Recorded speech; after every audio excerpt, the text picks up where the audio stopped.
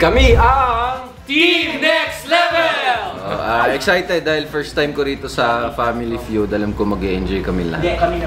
Masaya kami kasi sobrang ganda nito. Ito yung pinakamasayang game show sa buong mundo, di ba? Kaya talagang ganado kami. Tsaka ang ano namin dito, ang lamang namin dito, kasi hindi lang kami lalaki. Meron pa kaming matinding... Yung pala yun eh. Lahi. Di ba? Yan ang advantage namin kasi yung utak namin hindi lang lalaki, pambabae rin. O, di ba? Ano siya? Parang umaga eh. So, universal. O, di ba? Team. Oh guys, hindi ako na-discriminate sa group na to. Yan, o, di ba? All love. Kaya nga next level ang pangalan ng team. Tapos ang gagwapo pa nito. Next level ang energy ni Mark Escudero. Mala lang ako kay Rado.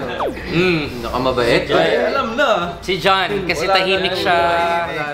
Very respectful. Mamaya ako lahat ng tuloy. Masaway. Ako ba? Ito! Ako. Si Randol. Kasi nung panahon namin, ang babata pa namin, tapos ang gaganda ng kasama namin. Kaya, di ba, hindi nyo kami masisisi. Starstruck nga, nakaka-starstruck yung mga ano, ganun lang. Tama. Sino ba? I think si Mart. Si Mot. Laging pinapagalitan. Ako pala. Mabait to eh. Hindi mabait siya, pero ano lang siya. Sobrang bait na papagalitan. Oo. Sobrang bait. May mga instructions lang siyang di nagagawa or late. Pag sinabi Very late ka dati. Pag sinabing turn right, turn left ako. Oo. Ikaw pa rin. Ikaw pala eh. Wala akong alam na. Sigreto. Sige, okay. Next question. Next question. I don't know. Hindi ko alam. Hindi ako Si Prince. Wala nang Niligawan si ano.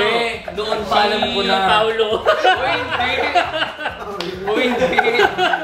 Niligawan si Paolo. Hindi. Hindi totoo yun. Friend ko si Paolo. Marok po.